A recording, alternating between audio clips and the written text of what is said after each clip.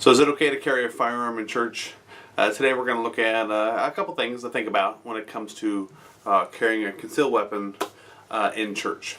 So for CCWs in particular, that's what this is going to be about. You know, we looked up in an earlier video, Luke chapter 22. We talked about chapter 36. He says, this is Jesus talking to his disciples, if you do not have a sword, sell your cloak and buy one. And then the disciples said, here, Lord, we have 2 swords. And this is in verse 38. Jesus says, that's enough. So, I mean, that's an important verse that does talk about the need to protect yourself. Now, this was a time when Jesus was telling his disciples when they were traveling and spreading the word that they need to have protection. They need to be able to protect themselves. And I think that's very much applicable to today, today's society. I mean, there is obviously some dangerous people out there, and the Bible tells us pretty clearly that it's okay to defend ourselves. Does having a gun in church show a lack of faith? Are we saying as Christians that we don't trust God, therefore we need to protect ourselves and carry a gun in church? No, I don't think that's what we're doing.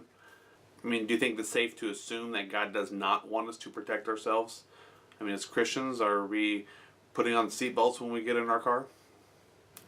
You know, it's always a sad thing when someone goes into a church and starts shooting up people.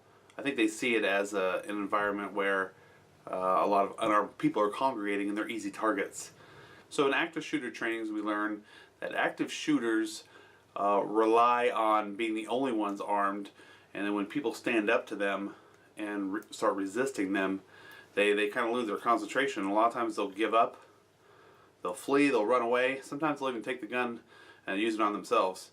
And I'm not just talking about if someone is armed in that congregation, but just when people start, rushing them or throwing stuff at them, like a lot of the training does show us, that they're not expecting that. These are cowards that have to use a weapon in order to, start killing people. So one of my buddies from church was telling me, he says, if there was an active shooter wherever you were, whether it was a grocery store, church, whatever, and you called the police, you would expect the police to come there and neutralize that threat and protect your family. So what is wrong with you defending yourselves if we expect a cop to do it? So when it comes to protecting your loved ones and your family and your friends, your other church members that you may not even know, I mean, what is so different about a church as opposed to, if you're protecting someone at a grocery store, movie theater, or at home? Most jobs do offer an active shooter training. I guess churches can offer that too. And we do it about once a year at where I work to really break down the steps on active shooter awareness and training and survival. Is step 1, you run. Step 2, you hide. Step 3, which is your last resort, you put up a resistance. And that resistance is not talking about firearms. It is talking about, if you're hiding in a room with the lights off and the door shut and the shooter comes in the room, you're to go balls to the wall, attacking them, work together as a team, throwing chairs and copiers at them. Because like we said, I mean, those shooters are not expecting people to resist against them. And instead of them just going in there shooting everyone, they're more than likely to run away when people start throwing books, Bibles, pews, whatever, offering plates at the shooter. But do you want to take your chances with throwing a book at a shooter?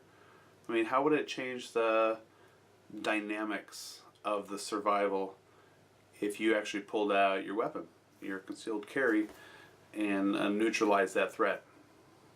So guys, I'm curious to hear what you think about that. Whether you are a churchgoer, maybe you don't. Do you think it does show a lack of faith to carry a gun in church? Do you think that Jesus would carry a gun in church? That's kind of a hard question to answer. We do know in Luke chapter 22 that Jesus did in fact ask his disciples to carry swords. He said 2 is enough when he talked about the 12 disciples, so that's 1 out of 6 people. And I alluded to in my previous video that that's a ratio of 1 to 6 carrying firearms. carrying self-defense weapons that Jesus commanded.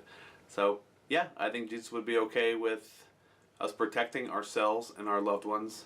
Self-defense is definitely biblical. So I'm curious to hear what you think. Leave your comments down below. I hope you subscribe so you don't miss any more videos. HungryMan97, search me out on Facebook. I got a new page up and running. We've got some funny stuff on there, and we'll post some videos on there as well. But we hope to see you around next time. Thanks for watching.